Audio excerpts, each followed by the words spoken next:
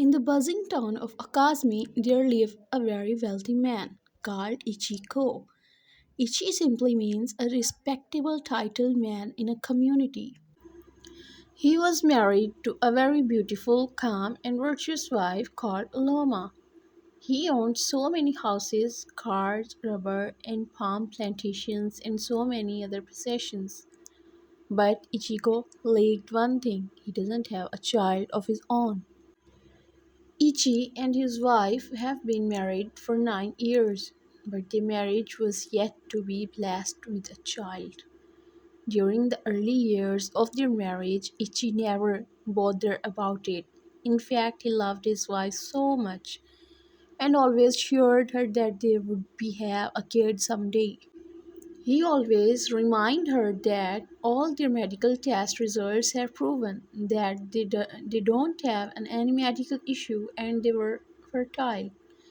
Whenever people mock her outside, she always took comfort and solace in the word and arms of her husband.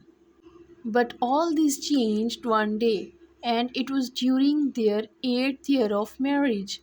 That day, Ichiko went to elders' meetings as usual, where roasted meat and collards were shared when it was Ichi's turn to take. He was stopped by a younger man who claimed that he must take before Ichi. Everybody was shocked because this was strange. The norm was that everything was being shared according to age. That had been the practice since the days of their forefathers, so where is the one coming from? They all wondered. Then suddenly the Onu, that is the eldest of them, all spoke up and said, Biamezi Okley, what has come over you? Don't you know our custom and traditions again, or are you trying to attempt the god? Onu asked. Then Maisie Oakley replied Onu and said, Onu, I'm not disrespecting anybody, but this meeting is supposed to be for men, not some weak lilies. Any man that cannot immergent his wife after almost 10 years of marriage is not fit to be called a man. He is not supposed to be among the gathering of men. Hence, I would not allow any weak lily to choose before me a father of 6 children, never. Immediately Ono and other elders present tried cautioning him, but he was not done talking. He went further to say, if Ichigo leaves the world today, who will inherit all this wealth? He is amassing. At this stage, Ichigo stood up and the left meeting angrily. From the meeting, Ichi went straight to his room and locked himself up to the next day. While he kept thinking about all that Miss Clay said to him at the meeting, his wife knocked severally, but he refused to open the door for her. The next morning, all through the night, Oloma didn't really sleep. She was awake, wondering what really happened to her husband when he went out yesterday. The next morning, she woke up very early and made Ichi's favorite soup of ofi ujuju with assorted bushmeat, ozumangla, and okpokorok, accompanied with fufu. She quickly had her bath, dressed beautifully, set Ichi's food, and went straight to knock on his door. Her first and second knock were ignored by Ichi. Then he said, My lovely husband, good morning. It is me. I know that you can hear me. Please open the door for me, sir, she said. Then Ichi opened the door and immediately he asked her, Woman, what do you want? She answered and said, My husband, at least answer my greeting now. Next her retorted angry and said, You tell me, why I should answer your greetings? What is good about this morning, this woman? Loma was shocked and she politely asked her husband, Tim, what have I done wrong? Have I offended you in any way?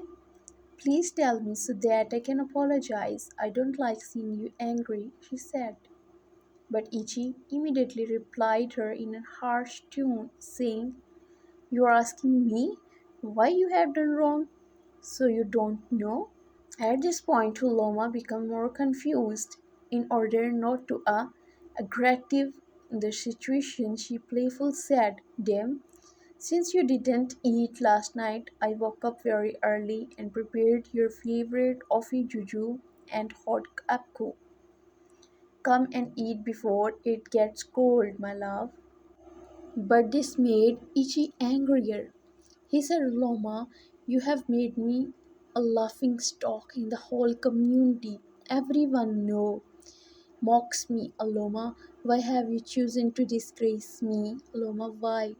At this point, Aloma was even more confused. She asked, "Nam, what have I done wrong this morning? I only asked you to come to eat. Is that an offense?" She asked politely. Instead, Ichis yelled at her, saying, "Food? That is all you have to offer for almost 10 years of marriage? Food? Oh, Aloma. Aloma, your maids are giving their husband children, not food. Please, I don't want food. I want children. I want my house to be filled with children." Then he turned to shut his door, but before then he said, "Please stop calling me Nam because I'm not your father. It is only my children that have the right to call me father, not you." With these last words, he shut the door. Loma walked back to his room. Her husband, who had been her only source of consolation, had now joined her mockers. From that day, Ichi started making the home a living hell for Aloma. Nothing she does pleases him anymore. He yells and criticizes everything she does. Gradually, Aloma started becoming a shadow of herself. She started going from hospitals to prayer houses, to her ballast and everywhere just to give her husband children. But the more places he visited, the more money she wasted because no positive results were further coming. Every monthly period brings sadness to Aloma. Her home and husband, who were one source of comfort to her, suddenly turned into thorns on her flesh. On the ninth year of their marriage, one night Ichi woke up Aloma up because he had something important to tell her. Aloma sat down on the bed and he said, "Aloma, I am taking a second wife this year." Aloma could not believe what she just heard and she asked, "Ichi's second wife?" He said, "Yes, I have tried. Time is no longer on my side. I need to have my own children, and since you can't give me, let another woman do the job, Oloma." Immediately, Oloma went down on her knees with eyes filled with tears. She pleaded with Ichi to give her more time, but Ichi was not having it. His mind was made up. He said to her, "These your crocodile tears would not stop me from going ahead with my decision. In fact, I had already consulted with my kinsam and they have given me the go ahead. I just need to find the right woman, do the necessary rites, and bring her home." With his final words, he went back to sleep, leaving Aloma to her feet.